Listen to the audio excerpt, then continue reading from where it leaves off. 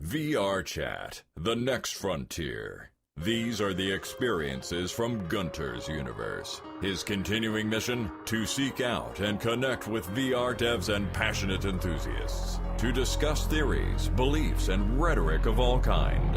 And to boldly go where no show has ever gone before.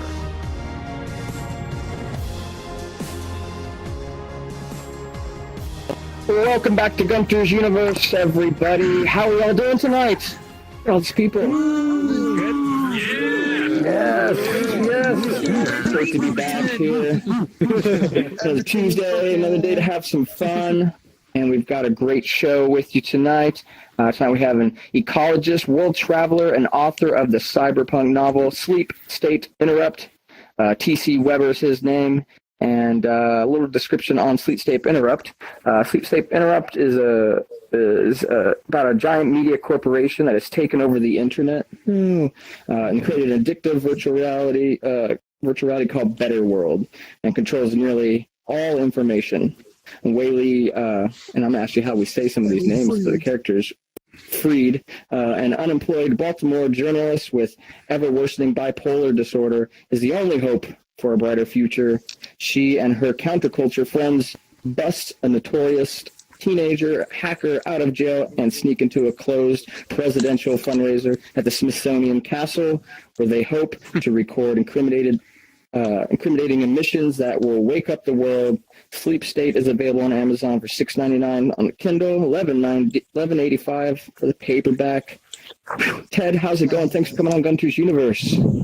Thanks for having me. It's really cool to be here. It's like incredibly cool to write a book that has loads of VR in it and actually talk about it in VR. Yes, I'm so glad you came on, and I'm so glad that you're having this experience too, because I believe this is the first VR talk show you've been on. First week, yes, it is.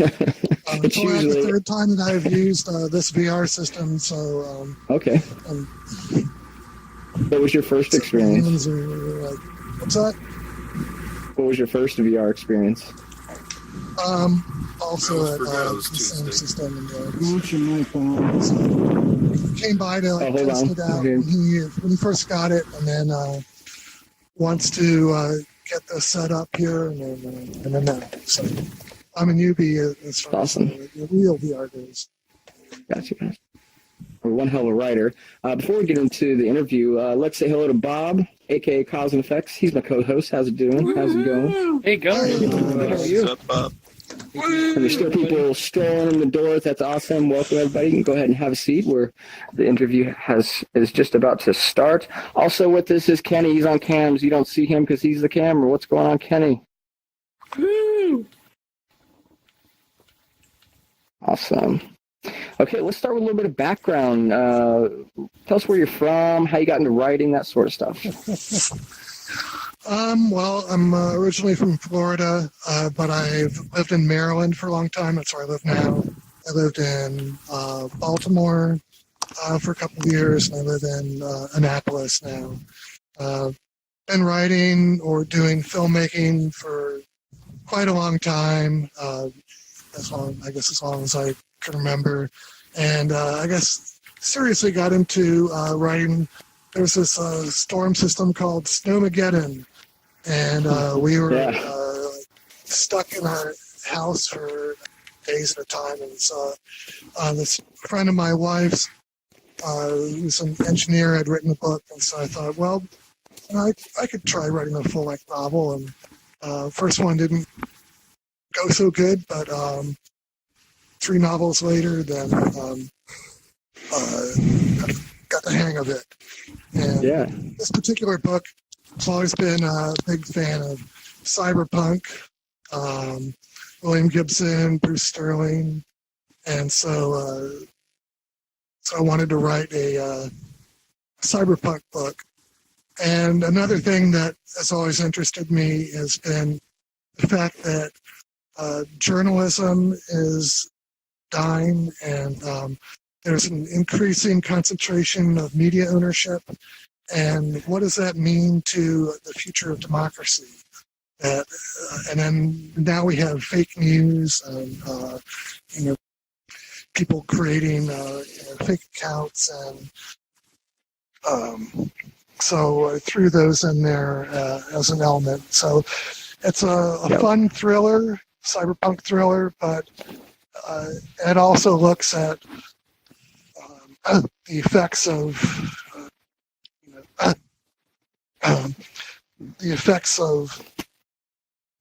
this sort of media concentration. Yeah, Media Corp in the book. Yeah. And so they have the internet, but they also have the ComNet in the book.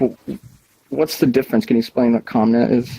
So what happens is that, so it's set in the near future, about 10 to 20 years from now, or 10 to 20 years from 4 years ago when I wrote it, the first draft.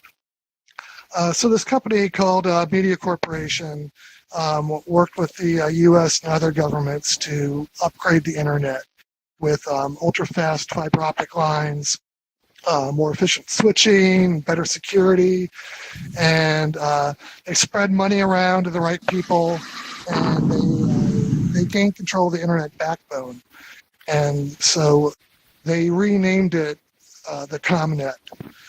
And they used that control of the system to prioritize their own data flows and companies that paid them a premium. So then their stock went through the roof, and they crushed or bought out their competitors. And now, at the time of the book, they control nearly all information. And politicians have to do their bidding if they want to win elections. Otherwise, they have virtually no chance. Because they control all information, most people are kept in the dark in this way.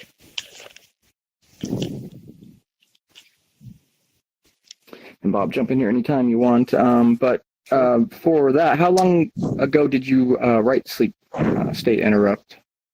How long has that been in the works?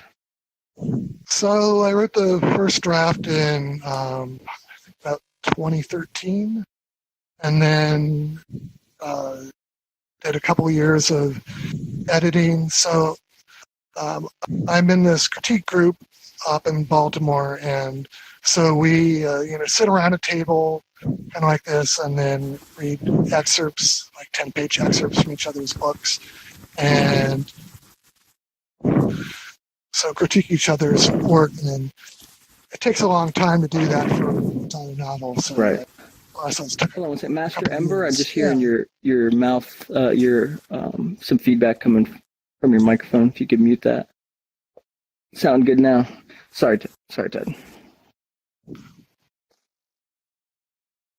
So you were talking about a lot of the revisions and getting people at the group to help you. And do you have people they're helping before and reading the book before and giving you suggestions and that sort of thing? Yeah, they're called beta readers. So you beta readers. So you give the book out to people, and then they read it and offer suggestions, and then you improve it that way. And we also exchange, books with the full manuscripts with each other. Other writers, in the Baltimore Science Fiction Society, exchange, manuscripts, and we read each other's scripts. Okay. I read I read all of Eric's books, and he's read some of mine. So that's very helpful. And I also kind of interviewed people that were more IT experts than myself. A friend who does cybersecurity, and another friend that does network programming. So they're really helpful. And so I have some background in doing video production. So that was helpful in the final scenes. They have to break into MediaCorp's headquarters to broadcast Whaley's video, and it's all much easier said than done. Especially in their case, they've got Homeland Security on their ass the entire time, and they're on the run the whole time, and they're trying to broadcast this video.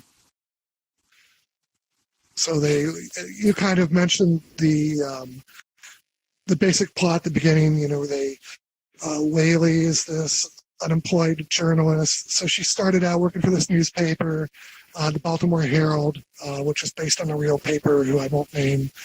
And they get bought out by Media Corp along with all the other news outlets. And she loses her job because she was doing this investigative piece and investigating the Media Corp. So, of course, she was first on the chopping block when they took it. Mm-hmm. And so she gets injured in this. There's also this independent media company, and she goes to cover it because the police are coming to evict them, and they test out these new military weapons, and she's injured in that. So she can't work for a while, and that's when her grudge against MediaCorp becomes really personal. So she's determined to take them down one way or another. So this she's blogging and trying to reach people that way and doing research and not getting anywhere because MediaCorp controls what people see and hear. So at best, she can get a handful of blog readers.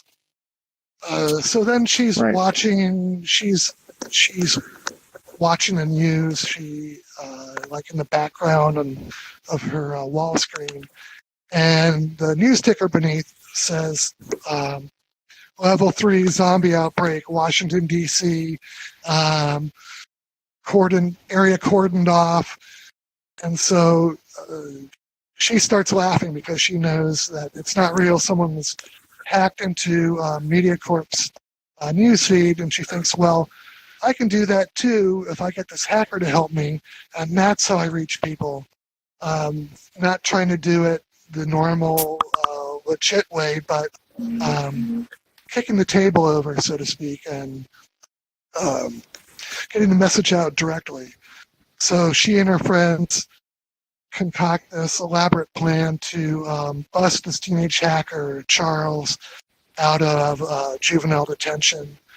And they recruit him. Well, she recruits him while he's still in jail to make sure that, that he'll help her out. And Yeah. so then they... And he's a young guy. Her plan then is to... Yes, her plan then is to break into this closed fundraiser and record incriminating information and then broadcast it directly over a MediaCorp broadcast. And they end up deciding to do it during the Super Bowl because that's when it has the biggest audience possible. Makes a lot of sense and pretty cool. I've only made it through half of the book, so don't want to hear too much about the end, but just got to January, just got past After the a lot of action fundraiser. is after that. Yes, after the fundraiser. It's a thriller. It's a butt clencher sometimes. The scene that really it's when they're in the sewers. I actually put the book down for a second. It was just like, oh my god, the tension in the sewers is just killing me. Just a little bit. Yeah, they're chased by the FBI and local police, and it looks hopeless. All they have is this RV, souped-up RV, and but it's been Pell, who's Whaley's boyfriend, is really tech-savvy, and so he's set it up to throw up caltrops, and they know the area really well because they've lived there for 5 years. So the only way that they can figure out how to escape, the government has these drones everywhere. The police have kind of simple drones. They're basically toy helicopters, like the quadcopters you see, only they're better than the quadcopters we have now, but they're not that fancy. But Homeland Security has these really fancy drones that can see through walls. They have big on terahertz scanners. Yeah. So they can see through walls, and they can follow you around, and they're pretty much impossible to shake. So they figure, well, how are we going to escape this thing? And so the only way to escape it is to go through the tunnels. Yeah. And they are not very, like when in movies, they show these they show tunnels as being this area we can run through, but in reality, storm drains are pretty confined. You Yes. 2 or 3 feet wide. So that's So scary. And it smells very bad. And there are rats. It's Baltimore. Baltimore is full of rats. Oh. So some of the technology that you write about in your book is already happening. Like last month, lawmakers in Connecticut are considering whether the state should become the first in the country to allow police to use drones outfitted with deadly weapons. And North Dakota already allows non-lethal weaponized drones to be used by police. Do you think technology has advanced faster than you thought it was when you first wrote the book? I think it has. When I first wrote it, I was doing some research to see what technology would be in between 2020 and 2030, and it seems like things are going like 5 years or so faster than that.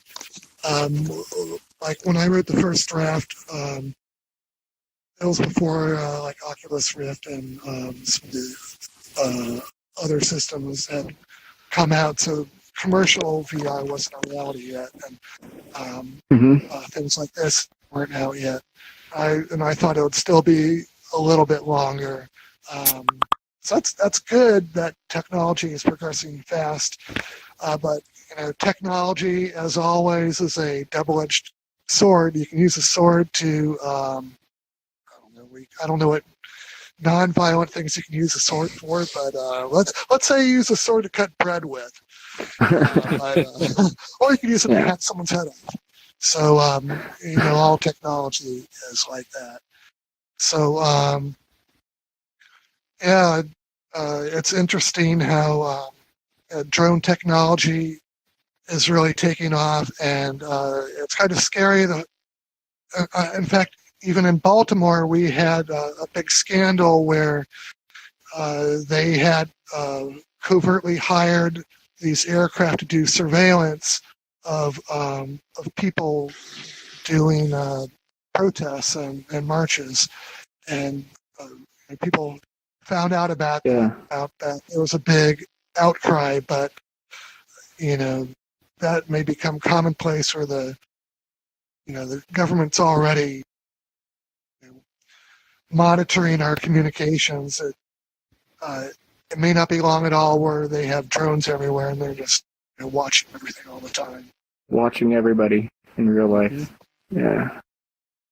That's not cool. I don't like that, but but we have to think about that sort of thing. It's important. So one good thing, I guess, is people are starting to develop weapons that you can use to shoot drones down. The question is that illegal to shoot down a drone if it's over your property? And there's actually a scene in this book where that happens, and there are these FBI drones outside their house. They look like flies, but Kyoko, who is Whaley's little sister, is still at the house. The others have fled. She's still at the house, and her lawyer comes in and has this grandmotherly tech expert, and she spots these drones, and she just sticks this big electromagnet against the window and then zaps them. Right. So the question is, is it legal for them to do that? The FBI comes later and says, you're not allowed to do that. You have to pay. You have to reimburse us for that. And the lawyer is like, no, this is private property. And do you have a warrant to be doing that? And even if you have a warrant, we're just cleaning up the trash in our house. So it's a legal gray area. There's going to be a lot of legal gray areas with things like drones and then all these crazy disruptive technologies like virtual reality as well. But I think it is illegal to shoot drones down, right? I think that is the I don't know. State. I don't know if it's legal or not. I'm not sure about your property, but then there's also does your property include the space above it? All that airspace? That's a good question. And it might be different by state. I know that there are some areas that it is legal to fly drones. So where those areas are, it's illegal to shoot them down. That would make some sense. Yeah. Ghoster is raising his hand. Do you know anything about this? Actually about that, I was doing some research. I'm still waiting on the drone to be delivered, but I was doing some research on that. You do own up to, I think, like 20 feet above your property, and then after that, there's like a free space, and then you have the government issued, flight levels where you have like Class A, Class B, and Class C. Class C being, like airliners, Class A and B being like commercial planes, but as long as you don't get above into that airspace, you're completely fine. But like 20 feet above your property or up to the tallest point on your property is basically your land. After that, there's like a gray area where it's nobody's. Yeah, I know people that have used drones. So I work as an ecologist in my day job, and it's used in ecology a lot now too. It's a much cheaper way to survey areas. Sending a drone over, you can send it just a little bit over the canopy top, and get information pretty quickly. But then again, there's the question, are you invading someone's property rights? So I guess you have to be 20 feet over their property. It's good to know. 20 feet. I feel like it should be more than that. But, okay, so I think we're going to have you do a reading here, probably in just a moment. Okay. One thing I wanted to ask you first before we do that is we have the characters up on the screen here, and Whaley, of course, is in the middle. But maybe you could go through and identify each of the characters for us. No, I'm going through the characters. So let me see if I have a laser pointer here. I don't know if you'll be able to see it. You just start from right. No, we can't. Yeah, we can just start from. You won't be able to see it. All right, so I'll go left. I won't be able to see it. Yeah. I'll go left to right. So on the left, that's Shakti. She is Whaley's best friend, and she's a fairly minor character, but she's important in that she is kind of Whaley's anchor. So Whaley has this mental disability called cyclothymia, which is a sort of, it's a milder version of bipolar disorder. But in the early part of the book, she's hit in the head by a police baton during this clearing out of the media nonprofit. And when she's given a concussion. And when you get concussions in real life, there are serious ramifications. And in the hospital, the doctor tells her that there's a 40% chance that it's going to worsen her condition. And as it turns out, that plus the incredible stress of being on the run, once they're on the run, does make her condition worse. But Shakti is kind of her anchor and her best friend, and is really able to help her through some of those bad moments. And she also has a lot of contacts. She has the contacts to help them stay places when they need to stay places, get help when they need help. So she's kind of important in that way. So next to Shakti is Dingo. So Dingo is a streetwise anarchist. He pretty much grew up in the streets of Baltimore. He's virtually fearless. He is Whaley's number one supporter as far as when she comes up with the idea, well, let's infiltrate this. Well, let's break this hacker out of juvenile detention, and then let's infiltrate this presidential fundraiser and gather all this dirt, and then I will create a news piece, and then we'll broadcast it over MediaCorp's own newsfeed. And her boyfriend, who's to the right there, Pell, and her friend Empat, who's just to the left, are like, who are more kind of level-headed, are like, yeah, that's, they don't say it to her face, but that's crazy Whaley talking. She's in her hypomanic phase, and no, that's not going to work. Dingo, on the other hand, is like, hell yeah, let's do it. Yeah. So he's like her number one supporter, and he's virtually fearless. and he's really streetwise, and yeah, so that's his. He's very helpful. And then to his right is MPAT, is short for Mapatanishi. So he is a former gang member, former enforcer, and he's also really good at breaking and entering. He was sort of he's really good with. He knows a lot of people in the street, but he has retired from the gang life to because he met this woman, and they've settled down. They've had a kid, and his woman, his wife now is very religious, and so he's kind of settled down, and he's become sort of the peace facilitator of this neighborhood that they live in. So they live in, this is like a brief aside, they live in this industrial neighborhood in West Baltimore. They're surrounded by factories and warehouses and junkyards. And in the middle of that, there's this enclave of houses and townhouses. And by this point, the city has sort of fallen apart. And so Baltimore right now is kind of sort of recovered from its worst days, but it still can be a dangerous place, and it's still kind of, I don't know, kind of on the edge between, I don't know, being this sort of cosmopolitan, prosperous place like its neighbor Washington, D.C., well, semi-prosperous, and being kind of a really gritty, run-down, sort of dangerous place, because it's always been a working town, a working man's town, and as industry disappeared, like moved overseas or moved elsewhere, Baltimore's fortunes declined, and it kind of fell in hard times, and also flight to the suburbs. So it's kind of fallen on hard times. In recent times, it's sort of made a sort of a renaissance, but in this book, that renaissance has collapsed because of top-down fiscal crises and government belt tightenings, ideological belt tightenings. And so it's worse than it's ever been before. And city government is basically non-functional.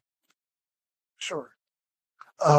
So anyway, so MPAT is the basically the sort of peacemaker in their little neighborhood. I'll move along. So Whaley, she's the protagonist, who we've kind of talked about quite a bit. Pell to the right, he's her boyfriend. He's really tech savvy, and he's really cool-headed, level-headed. So he kind of keeps her centered, like her friend Shakti does. And to the right of Pell is Kyoko, who is Whaley's little sister. She's 19. She is immersed in virtual reality. She has her own realm in virtual reality, and she's a princess, and she's also a princess. She calls herself a princess in real life. She calls herself Princess of West Baltimore, and she sees no difference between a better world and the real world, and that they're just sort of gradations. In fact, she refers to Baltimore as the smelly world, because Baltimore is kind of smelly. And to the right, last but not least, is Charles, the super teenage hacker who is he broke into MediaCorp's newsfeed, and he made the mistake of bragging to his friends about it, and someone narked on him, and he got put in a juvenile detention. So he is this amazing hacker, and he is especially good at artificial intelligence and programming avatars to take over other avatars. So I feel like I've really blabbed on quite a bit. about the characters. So I guess I can take some more questions.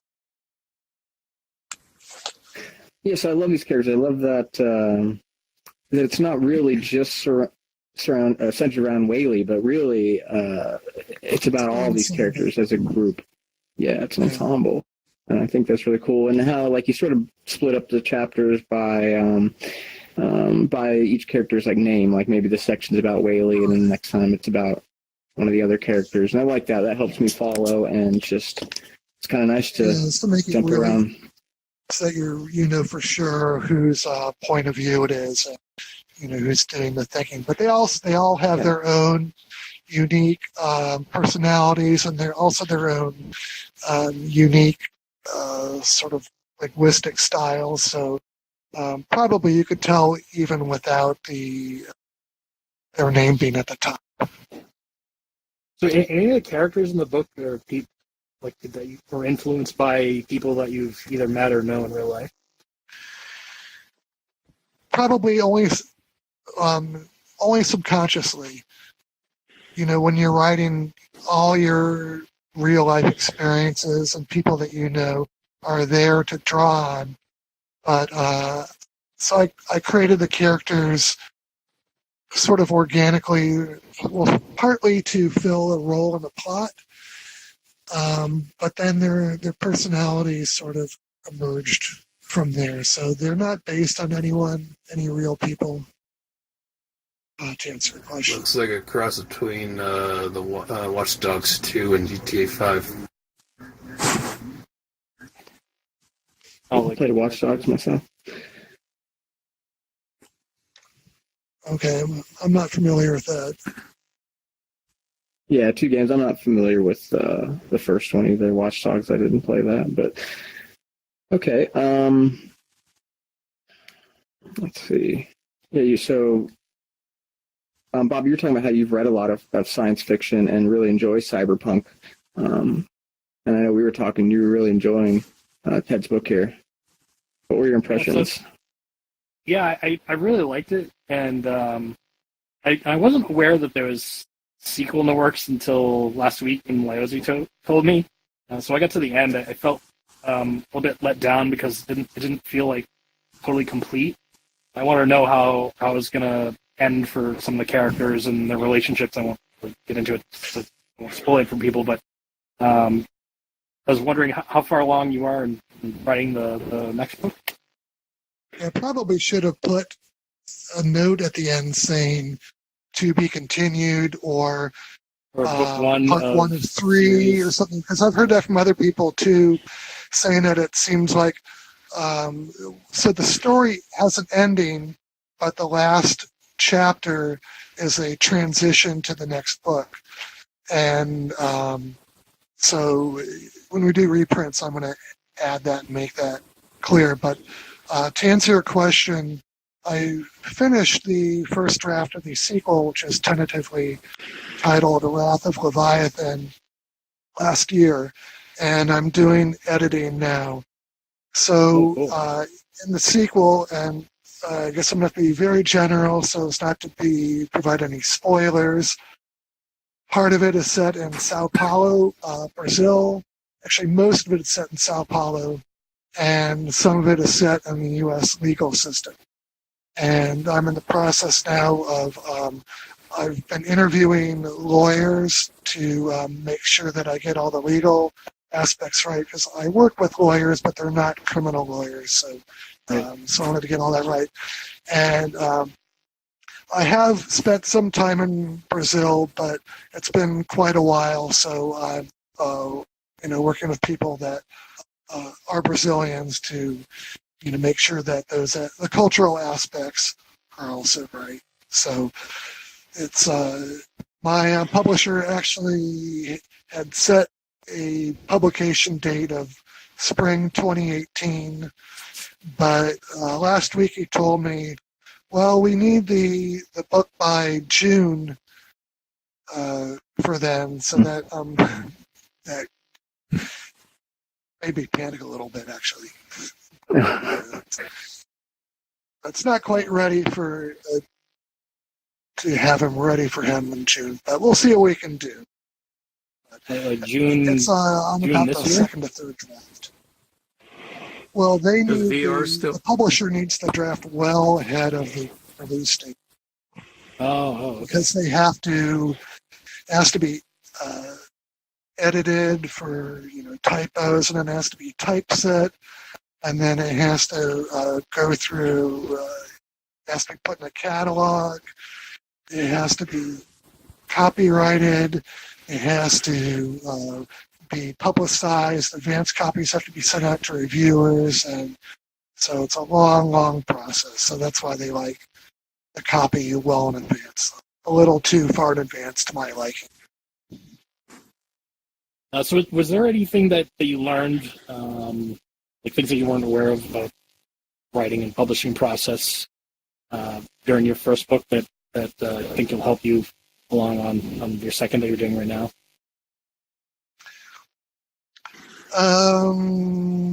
Or did you already kind of like know? I kind of already knew the procedure because I had already been writing for a while by the time I had started this book. I just had decided that those books weren't ready for publication, but I had already, looked into the process, and I know a lot of other writers, and we talked about it, and then the publisher walks you through all this. It's not when they handle a lot of this stuff, and then there's a distributor, and they handle a lot of this stuff. So I don't have to know everything. Is there going to be more than 2 books in the series? There are going to be 3 books. It's a trilogy. Yourself. Oh, okay. So if you could think of it as like the Star Wars trilogy, not that it is that much like Star Wars, but in fact, in the sense that it's an arc. The first book would be like a New Hope, the first episode, and then the second book would be kind of like The Empire Strikes Back, where MediaCorp Darker. and the Rand administration, The Wrath of the Leviathan. the Wrath of the Leviathan. Leviathan, meaning the state. They're not going to take they're not going to take a smackdown line now. And then the final book, kind of like the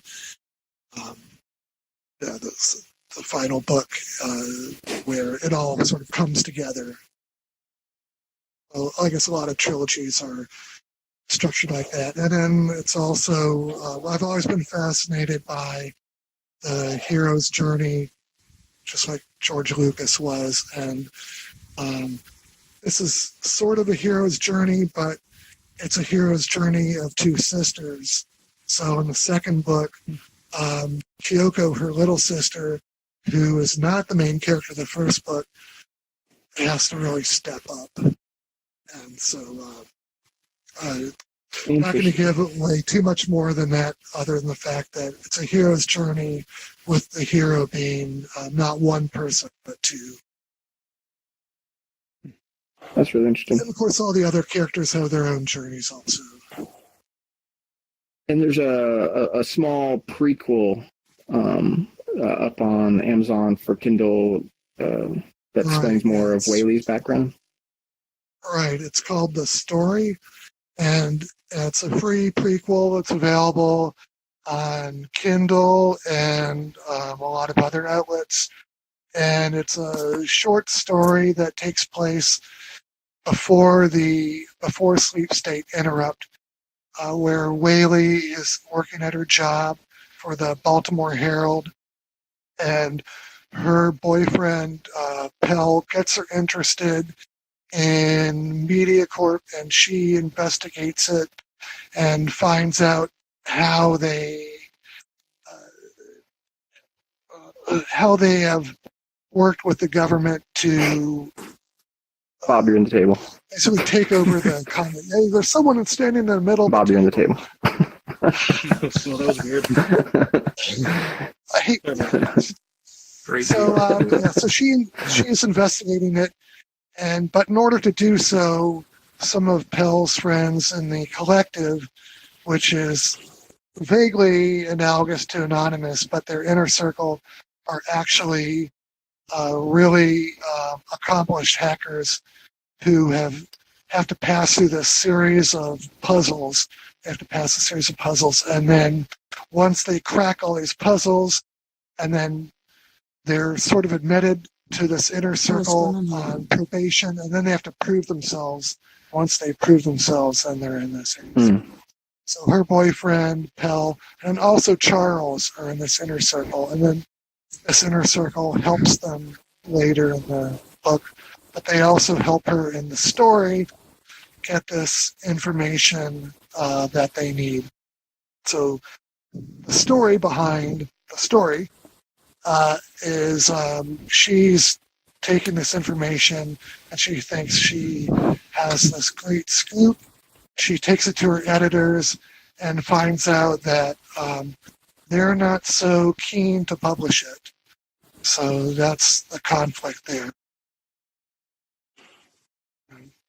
Interesting. So Cool. anyway, it's a good prequel that you can read for free, and you can also read the first 4 chapters of this book for free. You can go to the website. Which I don't actually remember the URL off the top of my head. Yeah, it's a little bit challenging, right?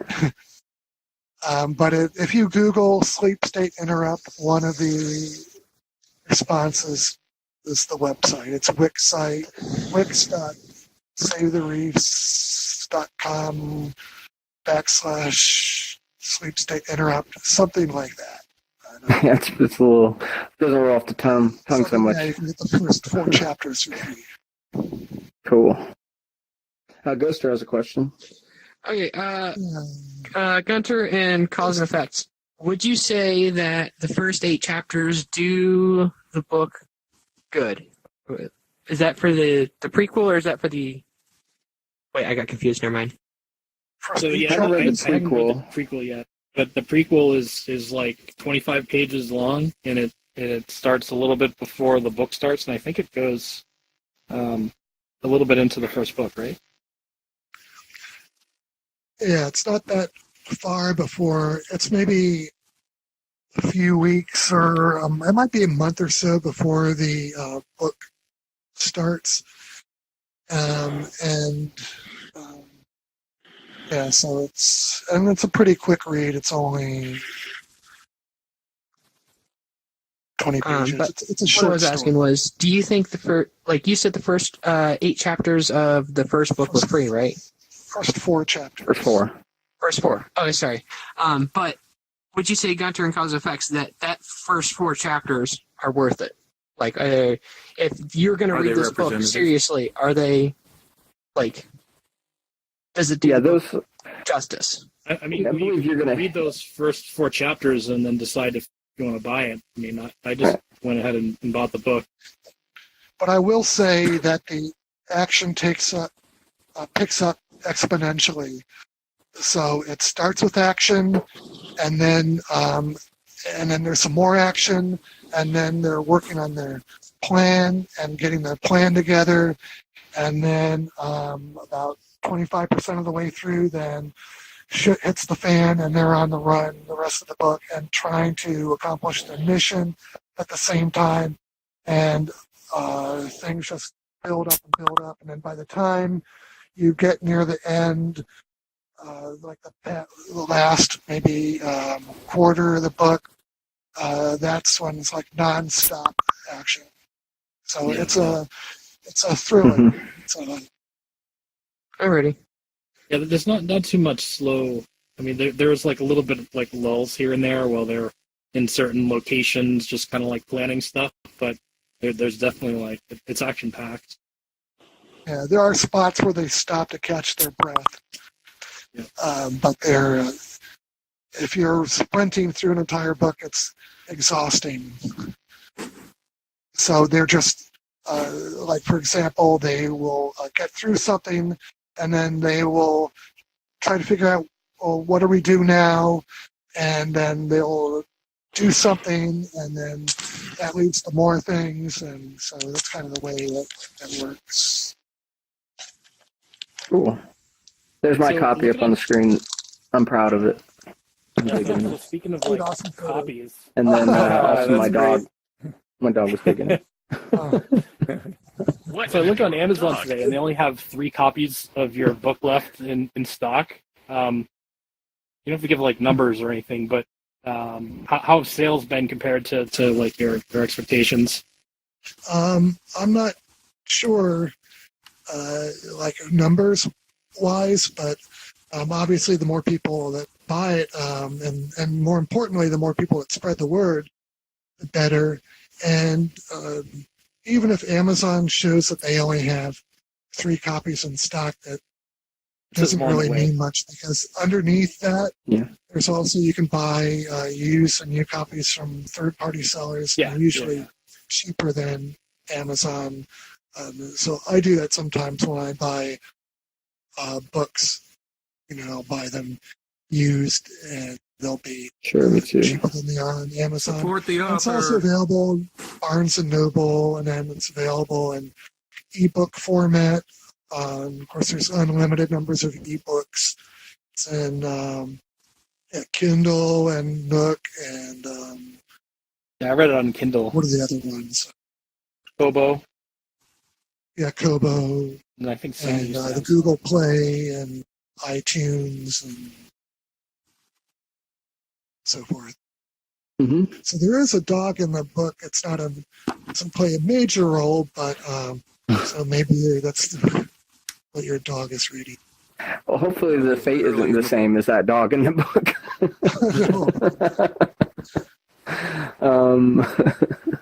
It's funny. So do you plan to Go release ahead, any Bob. audiobooks? Sorry?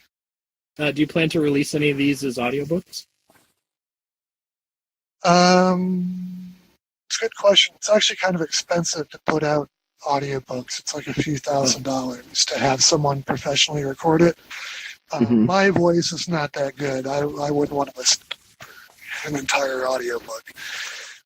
So, they are to get an actor, which is audiobooks are done by voice actors. They're not. Sometimes they're done by the author, but usually they're done by a professional voice actor, and Morgan it's Freeman. not cheap because they have. It takes a long Reverend Kyle. time to record. Think how long it takes to read a book, and then you have to set everything up. You have to set the microphones. You have to mix it. Someone in my other writing group, the Maryland Writers Association, does this sort of thing, voice recording for a living, and I got to try out her portable studio, and there's a lot of it's a lot of work, setting up a recording studio and setting up the levels and all that, and so that's why it's not cheap, because they have to make a living. They're not making a lot of money, but it's very time consuming, and you need a lot of equipment. So Interesting. I didn't know. at some point there may be an audiobook, but I don't have immediate plans for it. Well, in the meantime, what we can do is listen to you read an excerpt out of your book, and we get in the best we can as far as the audio goes. Okay. The closest thing to the audiobook. Okay, so I picked some scenes that are set in Better World and their virtual reality, since we're here in a proto-Better World virtual reality.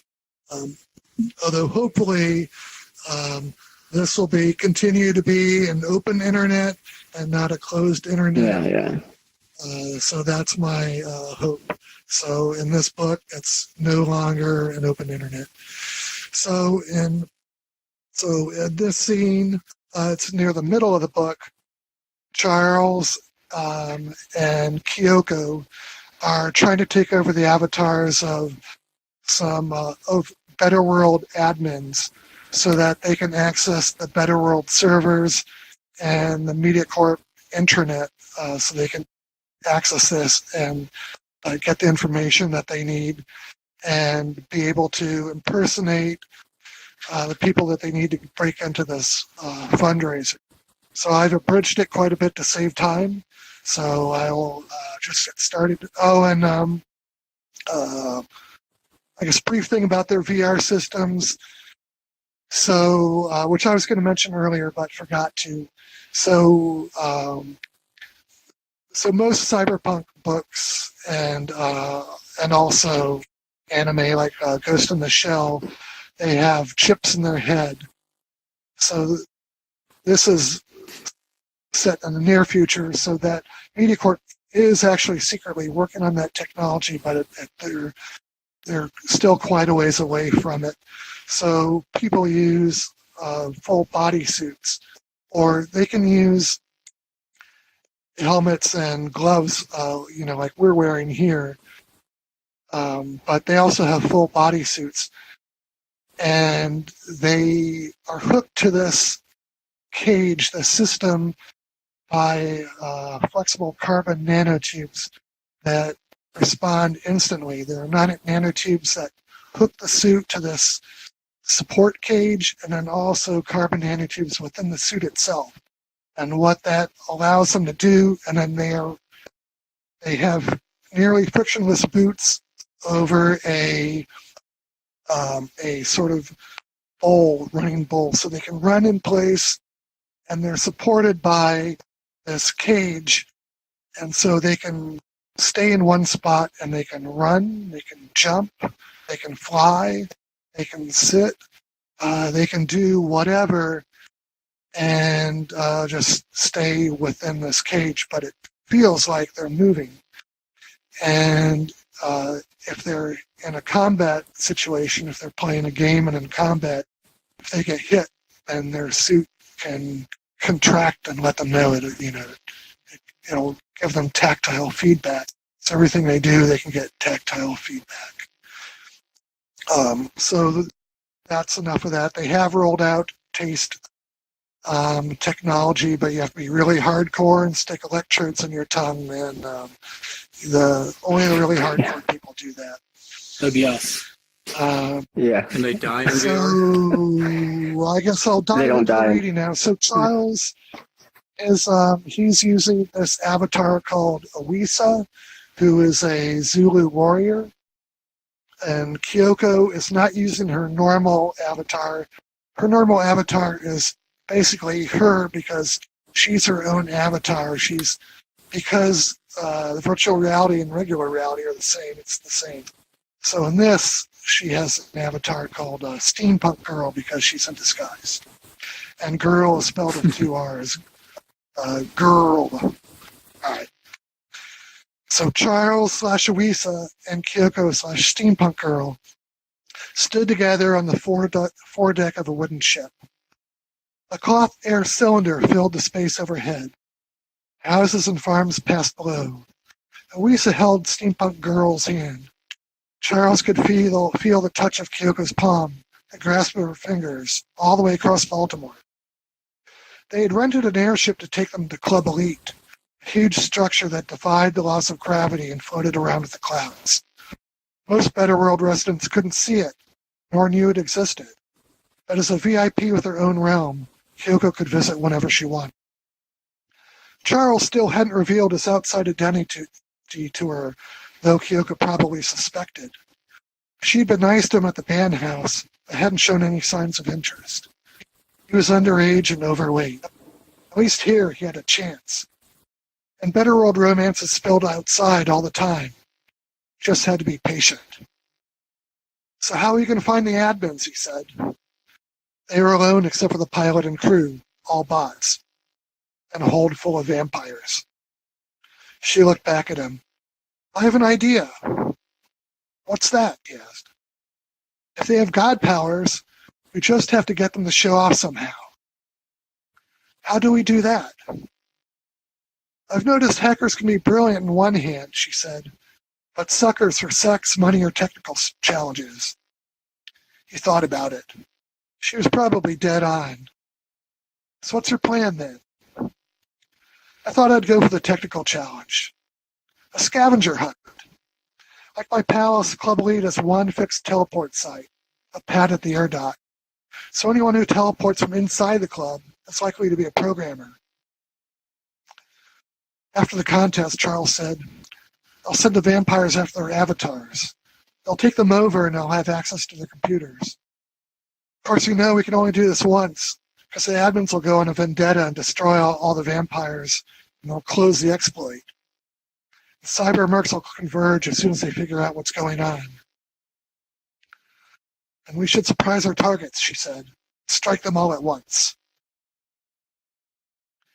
The airship slipped into a berth along others of its type, and everything from biplanes to flying saucers. Steampunk Girl led him down a walkway toward a 9-story pyramid. A wide platform, held up by black columns, ringed the 3rd floor. The walkway ended at a fancy-looking gate. 2 bling-covered gorillas, just like the one at Swag Spears, stood in front, arms crossed and faces frowning. Steampunk Girl gave them the entry code. The gorillas uncrossed their arms and stood aside. The gate swung open, and she strolled in. Louisa followed her into a giant room, vibrating to dance music. Smart-dressed people and half-animal creatures danced amidst pulsing lights. Kyoko seemed to know where she was going. Charles followed her into an elevator. She pressed the top button, and seconds later, it opened to a lounge. People sat at couches or at small tables, music quiet enough for conversation. Open sky blazed through glass walls. Steampunk Girl sat at a table, joined her. She pulled out a piece of paper and a thick pen from her leather pouch and started a list. An orange, a pearl, bottle of Giandu sake, the head of Alfredo Garcia. When she finished, she called over a server, a beefy man in black leather. She leaned toward him. Could we see the manager on duty? I have a fun idea for the club. What do you have? He said. A bot, and not even a smart one. Charles wondered why people even ordered drinks. You couldn't taste them and they wouldn't get you drunk. Steampunk Girl stood. Never mind. She walked over to the female bartender standing behind a long counter and repeated her question. What sort of fun idea? She asked. A scavenger hunt. Kyoko showed the bartender the list. Winner gets an airship and a slot in a system-wide contest with a 1 million credit pool of prizes. A jewelry-covered Indian woman, midriff bear like Steampunk Girl, appeared next to the bartender. I'm Priyanka. I'm the manager. Steampunk Girl. She bowed from the shoulders. Priyanka returned the bow and scanned the list. Who are you with? Chaoji Mao Entertainment, out of Shanghai. We're prototyping a game for MediaCorp. Priyanka nodded. What do you think? Kyoko said. All you have to do is let me message everyone, and whoever's interested can meet me on the level 3 terrace. Priyanka ran a hand through her long hair. Sounds interesting. Give me your text and I'll send it for you. Access to the comm system must be restricted, Charles thought. He followed Steampunk Girl back to the elevator.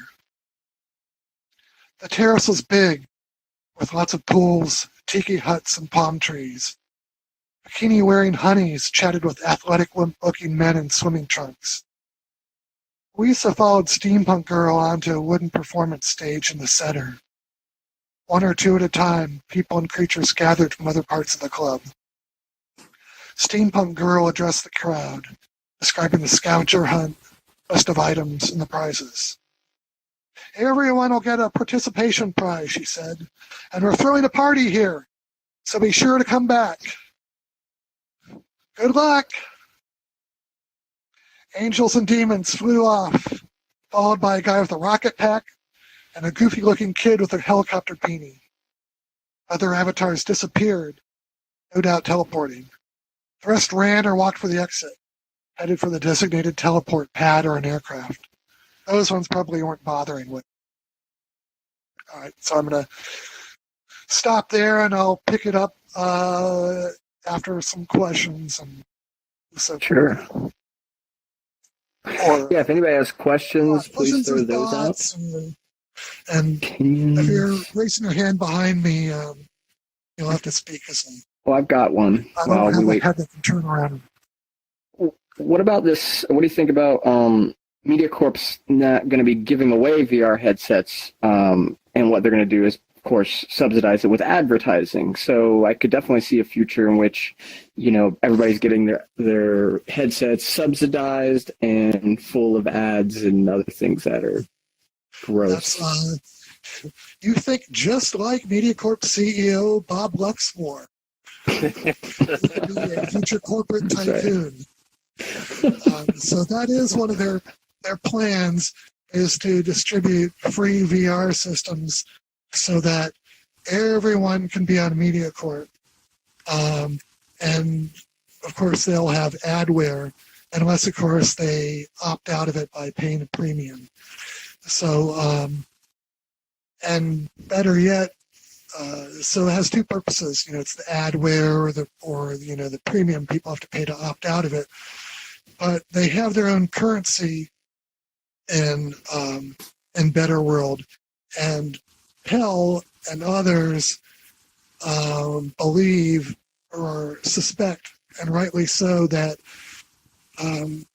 the virtual economy in Better World is starting to eclipse the economy in the so-called real world, and MediaCorp controls the currency. So that's what could happen is that becomes de facto currency, with displacing the dollar and the euro and the yen and so forth. And then with people spending huge amounts of time in Better World and spending their money in Better World and getting all their information from MediaCorp, that's pretty totalitarian, Pell and others think. And of course Whaley, who is very concerned about it.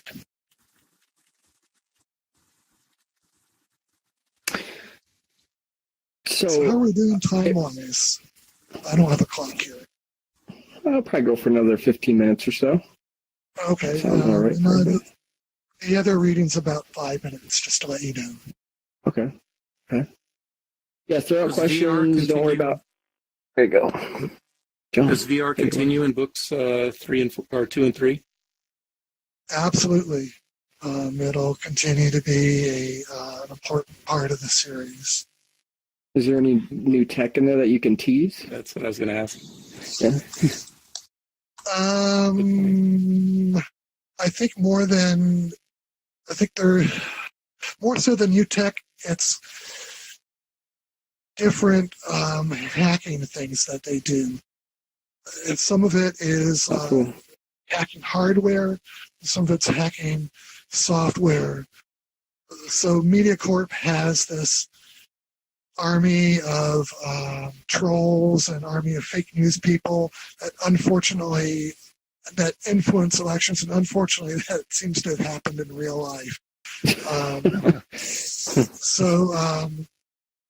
So Charles, they are attacking Whaley in the second book, and so Charles makes it his mission to take them down, and the way he does that is very interesting. Cool. I got a question about the AI. Do you ever have in there a bot that is so well built on the AI side that you can't even tell it's a bot? You think it'd be human, or maybe even put that concept in? I mean, it's just so. Yeah, that's yes. Charles does have. So that's Charles's strength, is that he can program bots that could pass a Turing test. A lot of what he does, a lot of what hackers in general does, is take things that other people have done and put them together in creative ways. And the collective is very, very good at this because they're pretty much the top independent hackers in the world. Because they passed all these puzzles and they've proven themselves, and they believe in open internet, so they sort of work together to try to achieve this, like the old vision for the internet, whereas some MediaCorp and Homeland Security also have very, very good programmers and IT people, but they're working for a closed internet. It's kind of like the classic good evil, but it's not really good or evil. It's open internet versus closed internet. So anyway, yeah, there are very good bots already by the time this book takes place, and as you can tell from the last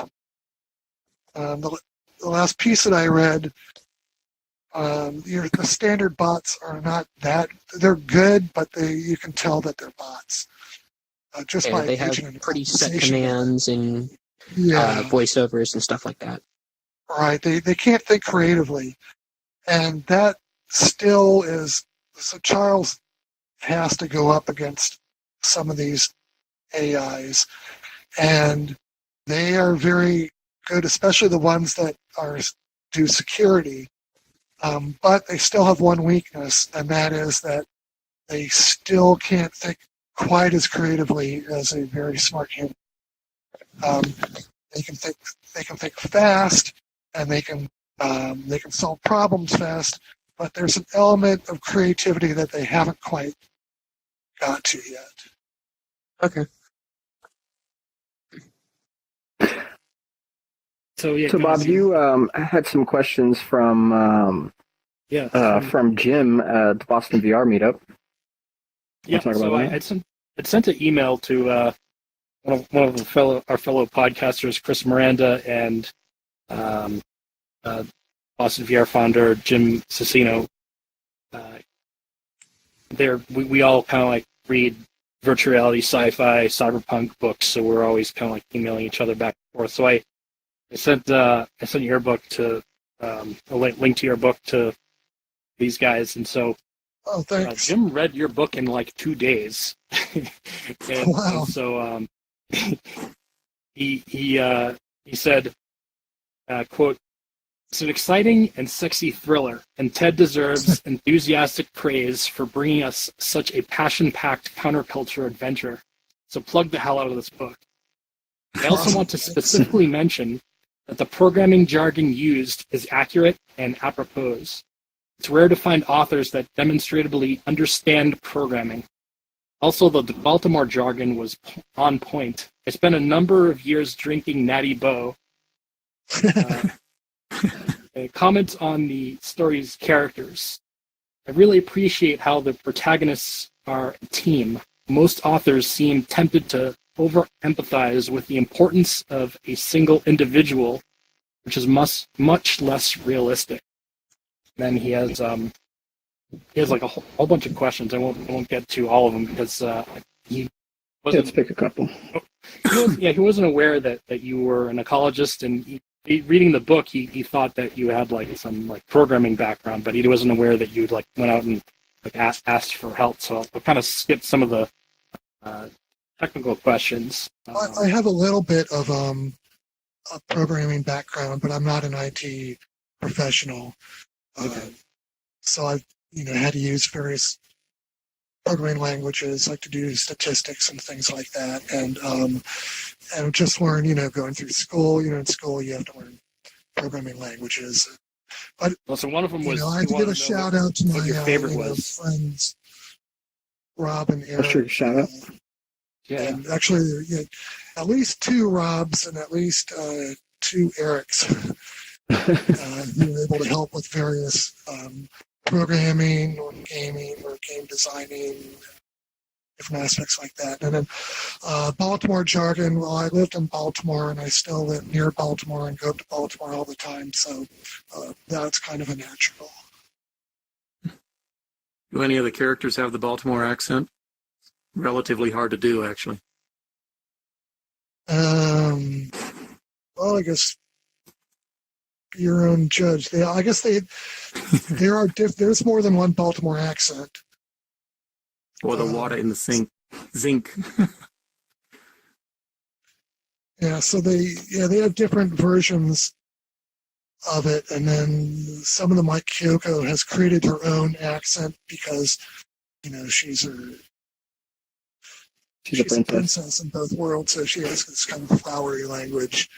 But Charles and Empat and Dingo have very sort of streetwise Baltimore lingo, and Pell is he's from Greektown, so that's an entirely different kind of dialect. It's not Greek, but it's more of working class Caucasian East Baltimore accent, which is quite a bit different from the West Baltimore African American accent.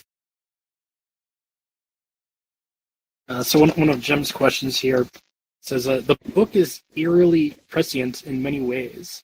How did you know the EPA would be defunded? And is Gwynns Falls protected by the Clean Water Rule?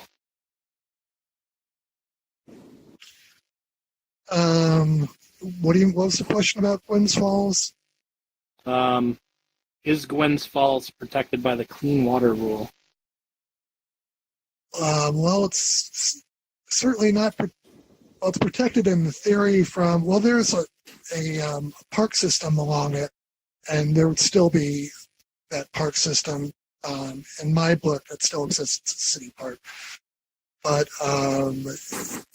they built these sewage systems and storm drain systems around the turn of the beginning of the 20th century, and those are still there. And Baltimore streams are still full of trash and leaking sewage, and they smell bad, and you would not want to wade in them without chest waders. So I'm hoping, actually, speaking of that's digression, something very brief, that the EPA will not be zero funded by Congress, because that will be a disaster for us in Maryland. Yeah, for sure. So I probably should read the second piece soon. Sure, yep. Yeah, absolutely. Do you want to read another one or two things from Jim's list? Anything specific that pops out to you that? Let's see. Let me try and pick one that might be a possible sequel spoiler. Do you think people would react in any meaningful way once the video is aired?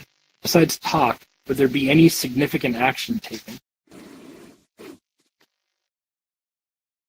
Oh, well, Whaley certainly hopes so, because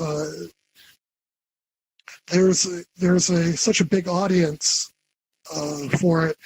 And one thing that she has researched as a journalist, is that when you can only reach, 0.1% of the population, no matter what you say, it's not going to reach a wider audience.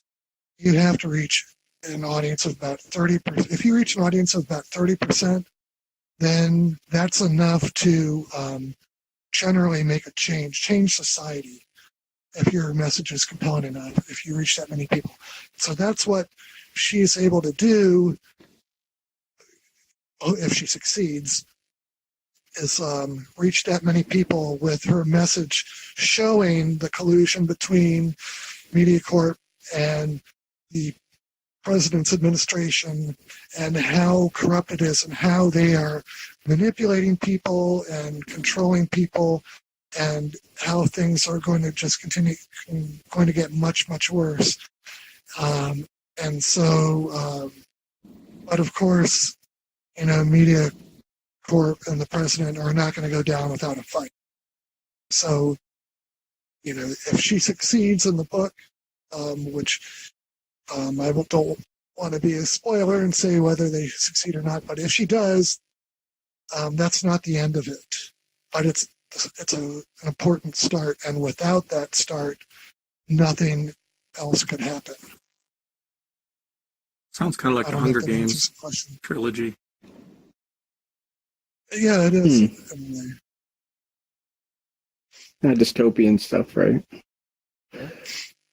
Isn't there a question about surveillance in there, Bob? We should talk about that. Let's see, Surveillance necessary for... Yeah, there's one in there. Is Yeah, I surveillance found it. necessary for a functioning democracy? Under what circumstances should details of a government's operation be hidden from its constituents? That was a question from That's a Boston. that's a matter of opinion. I could tell you my personal opinion. I could tell you the characters' opinions, or which would you prefer? Your personal. Yeah, I think you're. So, I mean, the characters they're more like left libertarian / anarchists, so they have a very, they're much more towards, freedom of information. My personal opinion is a little more towards the middle, where if it's going to endanger lives, then you want to be very careful. So that's my answer. But on the other hand, you don't want total secrecy because that leads to totalitarianism. So there has to be a happy medium. And I am very much in favor of a free and functioning press system. If we didn't have that now, things would be much, much more dire. If you think things are dire now, if there was one company that controlled all information and all the news, how much worse that would be. Yeah, he has a bunch of other really good questions, but we know that you're a little bit pressed for time, so maybe we can do your reading. Maybe I could do the reading and maybe some more questions after that. Okay. Yeah, let's hear some more from Sleep State Interrupt. All right. So in this scene, there's an intervening scene between this one and the last one. But in this scene, Charles's vampires, his vampire bots, which are artificial intelligence entities, avatars, are beginning their attack. They're starting their attack. Their friend Pelopidas is also in Better World at this time, and he's providing backup. And his mission is to provide backup and to kill Kyoko's avatar if admins show up and start using God powers. God powers, for those of you who aren't familiar with the lingo, is basically using system administrator powers to bypass the internal laws of physics and, disconnect someone and freeze their avatar or all sorts of things. There's a few people around here that used to have God powers, I think. Mm-hmm. That's pretty fun. All right.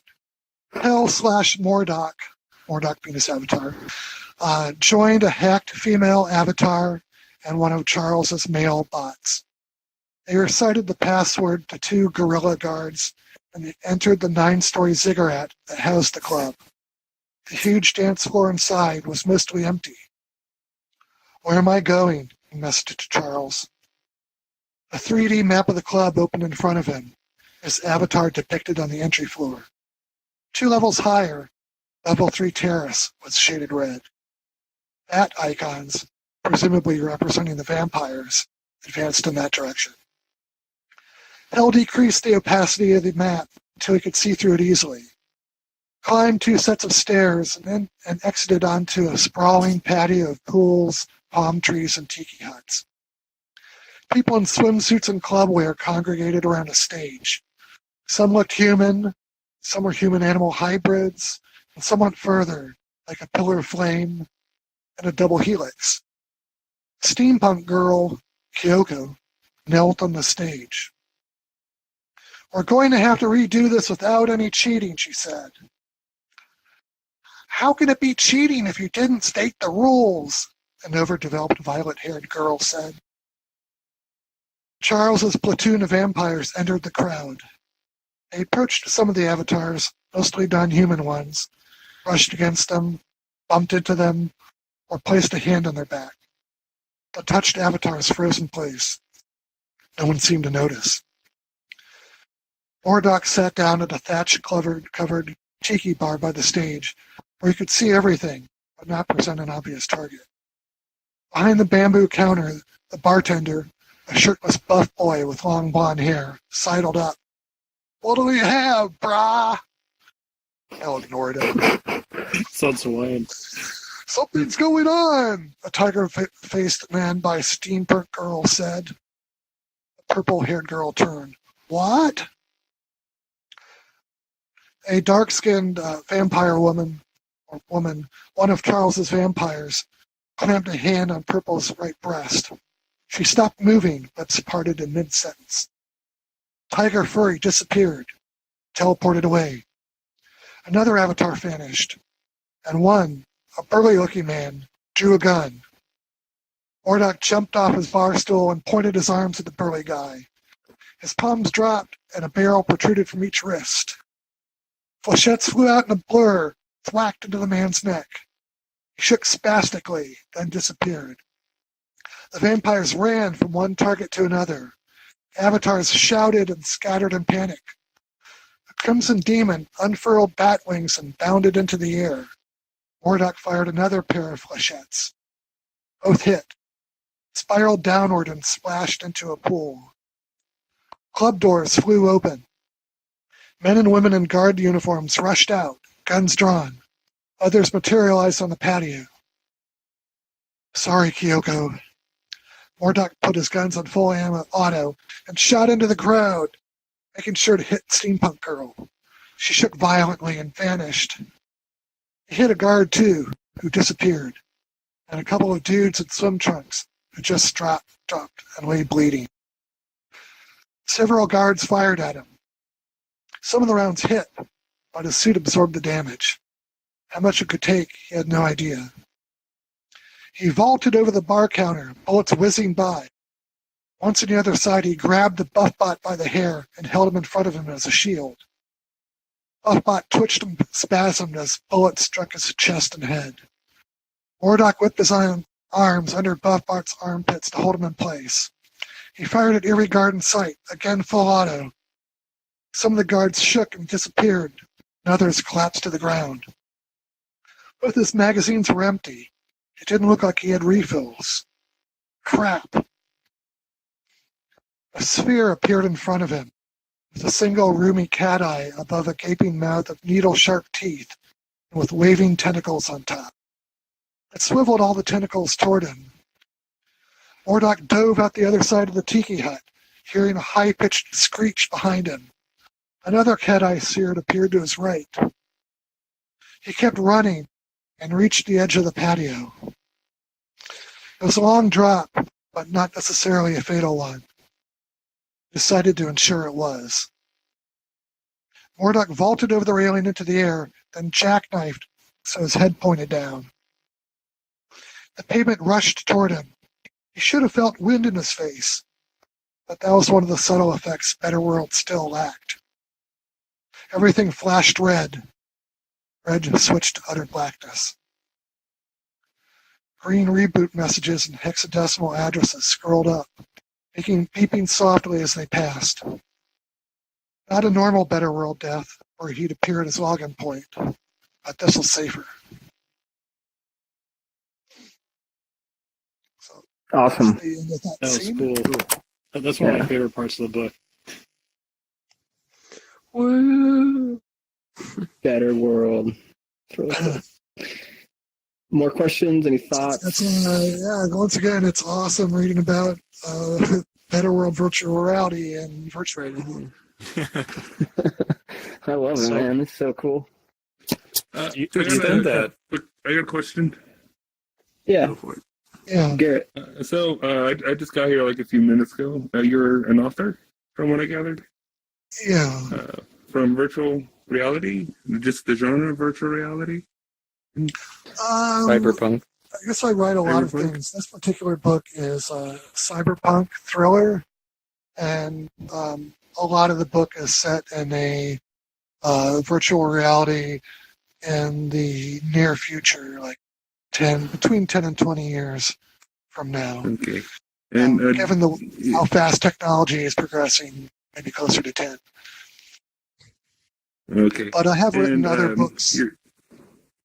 Your titles. What's So your this book, your pen name? so this book is titled "Sleep State Interrupts," and the dog. Oh, there it is. There we go. Right there. And it's available on Amazon and Barnes and Noble and everywhere else you can buy books online. And it's the first book of a trilogy. I've finished the first sequel, the second book in the trilogy, and I'm editing it now. And it's supposed to come out next spring. And I have outlined the third book, but have not started writing it yet. And I've also written a completely unrelated alternate history novel titled "Born in Salt" that's set in a version of the world where there was a coup in real life. There was a coup attempt against FDR, Roosevelt, in the 1930s, where a clique of businessmen tried to replace him with a fascist government. And in my book, the coup succeeds, and it's set 50 years later, and the U.S. is allied with Nazi Germany and Imperial. Oh no, they're allied with Nazi Germany, and they are both these superpowers, and then Imperial Japan is another superpower, and what's left of Soviet Russia. And so it's set in this small town in rural Illinois where this young farm boy is trying to save this woman he loves from the internal security service without betraying his friends who are in the resistance. So that's it in a nutshell. And a couple of agents are reading it, and so at some point that should be out somewhere on by some publisher, but it's a very slow process. I couldn't tell you exactly when it will be out, but it will be out at some point. Sure. Awesome. But no virtual reality in that one. Hypertectonic, I think you had a question. Yeah, I was wondering if you think that you have predicted virtual reality well enough, like now that we are in virtual reality. Like, do you think your better world has managed to capture things properly? I think so. I mean, we're here talking, and so virtual chat room, just like regular, like the old style chat rooms, and that aspect of it is pretty much the same. And I drew it, from Second Life and World of Warcraft. That played around with those a little bit, and so those were two inspirations, and a lot of different some games and things like that. So it's based on 2D systems, and I kind of figured, well, what might happen next, and throw in virtual reality in it, and then what might happen if one company controls it, and what are the insidious aspects of it. And I think one of the most insidious aspects of it, well, one of Whaley's concerns. So Whaley is more concerned about it than her sister and Charles, love Better World. And she thinks it's very dangerous that people, if they spend all their time in virtual reality, then they will neglect their real world, and they won't be able to affect changes in the real world. So that's her big concern. But interestingly, Kyoko and Charles, they're a lot younger than her, and so they grew up in this. They find a way to merge the two and find a way to influence the outside world from within the virtual world. So it's not so clear as Whaley thinks. I may have diverged from your question. Thanks, Hyper. Anybody else have thoughts, questions, opinions? Who's going to go out and get the book tonight? No, you don't have to answer. Please do. Would scenes from the book fit into something like VR chat? And you've got an audience of designers and developers around you. This might be a good time to take over the world. Broach the subject with them. Sure. So actually, I can speak to that a bit since I've been sitting over here AFK. Oh, hey. But yeah, I didn't see Lousy over there. So speaking as someone who had helped advance read Ted's book, I was actually kind of surprised at how much what I've seen in VR chat so far actually kind of maps to that. So yes, I would say there are definitely it definitely seems like it's in the ballpark.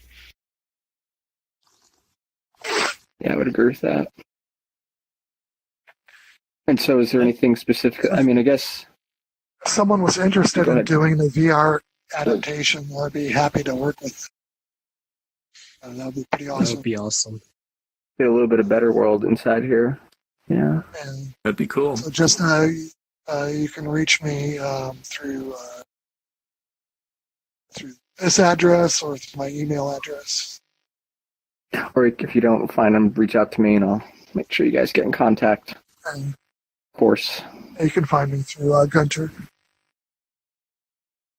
Yeah, the other thing I would add is that sorry, I was just going to say that after reading, I actually read the book before I tried VR chat, and I thought, oh, this is really cool. But the sense of presence that you get in VR and social VR was something that I hadn't really experienced until I experienced it, and I was like, okay, this is something that could actually happen. Yeah, it's pretty awesome. And kudos to you for doing a VR chat show. Yeah, thanks.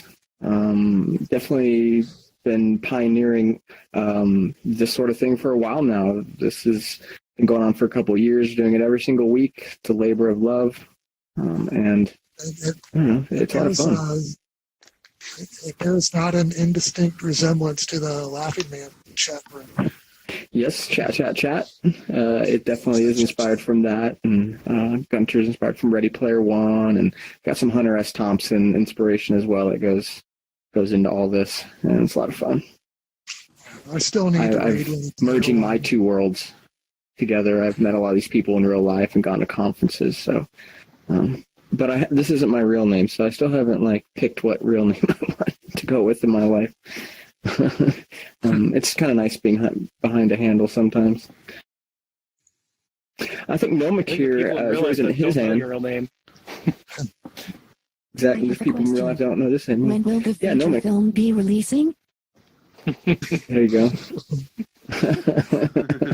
When will the feature film be released? I guess as soon as someone picks it up. It would have to be. It would have to be adapted to a screenplay. Well, first we'll make a VR chat world, and then we'll get people on the movie. And then that will be next. Yeah, we'll take care of all this for you, Ted. Don't worry. I actually started have your people call his people before I started, writing long pieces. So I started out doing screenplays before I started the novel format. So gotcha. Well, that'll be cool. That'll be really cool. I definitely, with Ghost of the Shell came out, and it was some decent cyberpunk. I think it's definitely pushing cyberpunk up, and hopefully, the industry will fund more cyberpunk stories and movies. We'll get Ready Player One coming out too. Of course, Ready Player One's coming out next year, right? Yeah. I mean, I'm not really looking. I don't know. Yeah, I always look at aliens because, on one hand, I'm happy to see. I love seeing a theatrical version of something that I love, a book or anime or something that I love. But then, on the other hand, I cringe when I realize what Hollywood's going to do to it. Yeah. So it's a double-edged sword. Yeah. Hollywood could ruin it, but it can also bring in. Sometimes Hollywood does a good job, so you never know. It depends on the director. Hopefully, it'll bring more people into the book series. just the book. Some more All right. questions. If anybody has anything else, we can take another question or two, and then we'll start wrapping it up. What was interesting about Nomic here is he or she, I actually don't know, does not speak and uses a speech-to-text or text-to-speech application on the phone, then routed into the computer to speak to us, because there were months I didn't know what. He's an NPC. He's a very advanced form of AI here. I had no idea. So it's really cool. I'm actually going to talk to Nomic next week and stuff and have him participate a little bit on the show. I think it's super cool. When I had a conversation, especially I really blew my mind when I had a full 30-minute conversation with him and found out that he'd been here many years ago under a different name, coming to VR chat and hanging out. Or her, him or her. Him or her, they, them. Pronouns. We'll find it. Yeah. So that's really cool. But yeah, if there's no other questions, we'll kind of start wrapping it up. Yeah, I had one question. Thanks everyone for coming. I have one question that's not related to your book. So you've been to all the continents, and so what's your favorite place that you've been to? People always ask that question about traveling, and my answer is generally, well, it's hard to narrow down, but the best I can do is to give a best of different continents. But I think now I probably would answer it with Antarctica, because we were completely cut off from the entire, quote, civilized, unquote, world for a month. Yeah.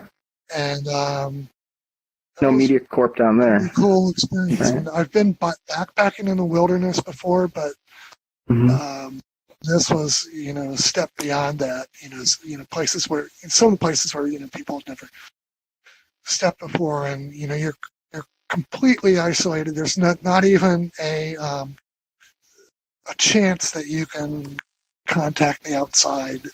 So that was pretty cool. You can't call 911 and they'll come out and just bring you to the hospital. Nope. No. I mean, the ship could, use their satellite radio to call in a helicopter if the weather permitted. Yeah. Did you go there for work, or is that vacation? Well, it was vacation, but it was sort of. So my wife is a geologist, and it was a special trip put on by the Geological Society of America. So I was one of the token non-geologists there, but there were penguins there to keep me happy. So it's like a geology, focused trip, but there's, all sorts of, I learned a lot of geology, but there's all sorts of other, cool stuff, as well as, just being someplace totally isolated. And, Alaska is kind of like that too, wilderness areas of Alaska. Similar sort of feeling to it. Cool. So where should we point people, Ted, to follow you, find out about your work, buy your book? What do you think? I guess one more. Let me give you the answer that question. One more thing. I mean, opposite Tokyo. I love Tokyo. I want to go to Tokyo. I think a lot of us in this space right here really want to go out to Tokyo. I mean, that's like cyberpunk. That's like cyberpunk. When I think of cyberpunk, I think of Neo Tokyo or something. Yeah, they have this whole giant area called Akihabara, which means electric town, and it's all with all the latest systems and games that were at the time that I went. A couple of times that I went were at least a year, 1 to 2 years ahead of anything you can see. So it's a must visit. That's awesome. The question about the book, Sleep State Interrupt. You can find it on Amazon or Barnes & Noble or any other outlet that sells online books. It's in some stores and like a few stores in Maryland, but the easiest way to get it is online. And it's an ebook format and paperback format. It's about $6 for the Kindle and about $12 for the paperback. Very affordable. Yeah, something way like worth that. it. I think it's $6.99. It depends on where you get it. So Amazon, of course, is the most expensive, but not by much. But it's at most only like $1. So sure. Yeah. We got to support our cyberpunk authors, our VR developers. That's what we do. That's what we like. Awesome. Much appreciated. And Bob, any plugs from you? Anything going on outside of Gunters Universe? I host the Lieutenant VR podcast. We just finished recording an episode on yesterday at lunchtime. So I've edited about almost half of it, and so that should be out soon. And my book of the month recommendation is Sleep State Interrupt. So make sure you check out the podcast. You can follow us. Perfect timing. Find out when new releases come out. I follow us at LHVR Podcast on Twitter or Facebook. LHVR, left-handed VR podcast. Great guys, funny stuff. Tomorrow, Nomano is doing the Endgame show. I believe it's still at 10 p.m. Pacific, 7 p.m. Pacific, right, Nomano? Yeah, 7 p.m. Pacific time, yeah. Cool. And then Thursday, McMuse will be playing some more acoustic rock at the Great Pug. Look for that. Saturdays, the developer meetup. Developer meetup's been moved to Saturday that VR Pill runs. I'm not sure the time. Stay tuned for that. It's in our Slack group. Sundays are meetup days. Everybody should come out. TC Weber, anytime you find yourself in VR again, come out to VR chat and hang with us, especially on Sundays. Oh, yeah, definitely. And also on April, it is crazy. It's crazy fun. If you're looking for the better world, the crazy, what we do and all these crazy imaginations and worlds, there's so much more of that out there. We'd love to show you that sometime. On the 28th of April, Nauticus is doing a trivia game called What's in the Box. Some of you may have seen it. There he is, right up there. It's awesome. He's brilliant. He's a great guy. You'll like him. You'll like his game. Come to it. It's 28th. And then sign up for my newsletter, GuntersUniverse.com, or follow me at Gunters Universe so that you can stay tuned when the shows are happening and who's going to be on the show and all that good stuff. And directly after this show, Bob's got something for us. What do you got, Bob? Yep, so right after tonight's show, in celebration of Bicycle Day, it's actually after midnight on the East Coast, so it is Bicycle Day. Right. Almost 20 minutes. 20 minutes? Or no, it is 5 minutes past the hour. Woo! Happy Bicycle Day. Who knows what Bicycle Day is? Anybody? A couple people probably. What is Bicycle Day? It's a day involving bicycles. No, it has nothing to do with bicycles. A special Maybe a bicycle little bit ride. more information. Oh, a special bicycle ride. It does have. No bicycles in VR. Maybe. So Bicycle Day is can be. in celebration of Albert Hoffman, who discovered the chemical compound LSD. And the famous bicycle ride is when he went on his first trip. First acid trip is basically what it is. Okay. Yeah, so that was 74 years ago. Hallelujah! And that's impacted computing and art and entertainment and all kinds of things, of course. So I find that to be a big deal. And it's funny how it's the day before 420, which is, like a marijuana holiday or, a time smoke, which they have nothing to do with each other, even though they're back to back. And it's also the day Rick and Morty VR comes out. This is true, yep. Rick and Morty VR. On 420, Rick and Morty VR. That is not a coincidence. Yeah, that one's not offensive. Okay, that's it, guys. If you play the That's it. VR. We're going to go and role play Rick and Morty after this and watch Sunchill's premiere of Psychonauts Journey. Psychonauts Journey from Sunchill 3, which is my band. We have a 50-minute video, which we're premiering. So is that a wrap? And it's 3 music videos tied together. Almost 2 seconds. I'm trying to hit my music.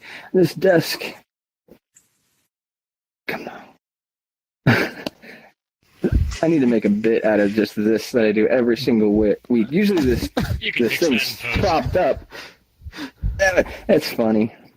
That's why people are laughing at me. Will he push the button? You guys should take bets on how long. Like my desk is in front of me and it's in the way. Oh, we could play the. Oh, I did it. I did it.